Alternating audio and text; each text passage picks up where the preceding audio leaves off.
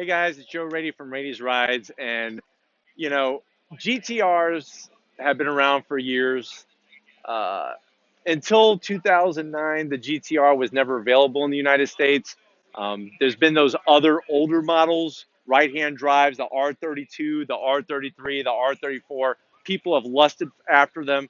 Eventually, Nissan decided to bring a GTR to the States, but the GTR was not exactly what people were thinking, because when you look at an R35, which is what this is, it's a totally different animal than those previous Nissan GTRs. Now, if you're wondering how come when some people are talking about GTRs, they use the word Skyline and sometimes they don't. Well, the reason why they do that is because the GTR, the original, is based off a car that Nissan produces called a Skyline, and the GTR would be the full max all-wheel drive, straight six, turbocharged, high horsepower version of it. With this GTR, this is a car that's standalone. The R35 GTR is standalone. And like I said, they started bringing them over in 2009. What I have behind me, though, is a very, very special one. This is not only your standard GTR, but this is a Nismo edition. Now, if you're wondering, what the hell did you just say? Nismo, what does that mean? Nismo is the motorsports branch of Nissan. So when you think Subaru, you think STI. When you think Audi, you think RS. When you think Nissan, think Nismo. And this thing is as bad as a GTR today can get. Let's take a look at the front. So when you're looking at the front of a Nismo GTR, you'll see the different styling. You can see in the front bumper here, the different styling that's going on. I really, really love how they brought the carbon fiber into the lower lip here. There's those huge air ducts. Everything on this car is obviously functional. And when it comes to a Nismo edition car, if you're into track days, autocross events, or just hauling some butt down a nice twisty road, this thing is going to perform like no other. Now, another thing that for some Skyline GTR purists that they didn't love about this car is that it comes with a V6, twin turbocharged, produces a ton of horsepower, but at the end of the day, it's not that traditional straight six.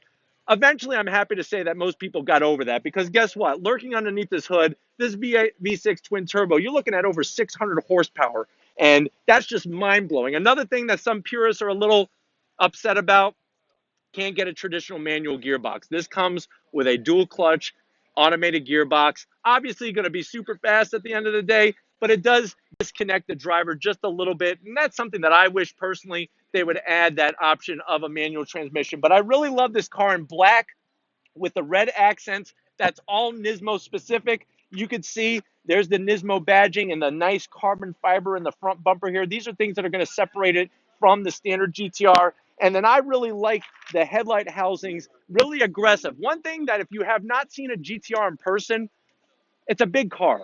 And that is something that a lot of people are taking aback. You park this next to a Porsche 911, a Ferrari, something like that, it's going to make this thing look gigantic. But the crazy thing is, even though it's a larger car, it still performs as if it was one of those small cars. I really like on the hood, you have the two functional scoops here. This is for proper airflow to that twin turbo V6. And I really, really like a big feature for the Nismo are these wheels. These wheels are drop dead gorgeous. They are 20-inch, 40 series tires, Dunlops. These are forged. Now, if you're wondering, well, what does that mean, forged? Forged is going to be a lighter wheel. You have an option. You get usually cast. That's a cheaper wheel. It's a little heavier. Forged are lighter. Now, the benefit of that is not only is the overall car going to be lighter, but this is rotating mass. So when you're doing your track day, when you're doing your autocross event, having that less mass spinning around is actually going to increase the steering of the car and your feel. Check out before we work our way. I love this is another Nismo specific on this front bumper. That venting on the side, everything is functional. Amazing, amazing detail. 6-piston Brembo caliper. I like, it's weird how some cars are going to these different colors on the calipers. It really works on this car with the black, the little red trim, and then you got the tangerine orange on the calipers. Very nice look. They're fully cross-drilled, ventilated. When we say cross-drilled, I don't know if Tom can come back and show you. You can see that there's actually holes drilled into the rotor. If you're wondering what is that for, it's to help dissipate that heat, because heat is going to rob you of braking performance, so that when you're doing a track day, every time you hit that brake pedal, you're going to get the same feel. Let's work our way down the side. This is standard. Everything else is going to be standard GTR. I really like on the Nismo edition this lower side skirt with the carbon fiber, that nice Nismo red trim. Obviously, GTRs also have that side functioning air vent. These are things that enthusiasts want. They want cars that have some different look to it, but they also want it to be functional. And definitely on this GTR, fully functional.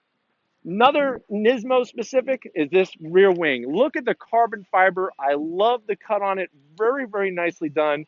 It just really is something that's not too obnoxious. It's just enough to let you know that this is a different GTR than your standard one. And then I just love the way the carbon fiber is brought down from the rear bumper into the diffuser. Big, huge exhaust, very, very nice look. And like I said, at the end of the day, this car is a little larger. It does have rear seats, but yet it performs like no other. All-wheel drive, twin turbo. All right, guys, so I got a little surprise for you. The owner has been so gracious. Jay has been so gracious to open up the hood.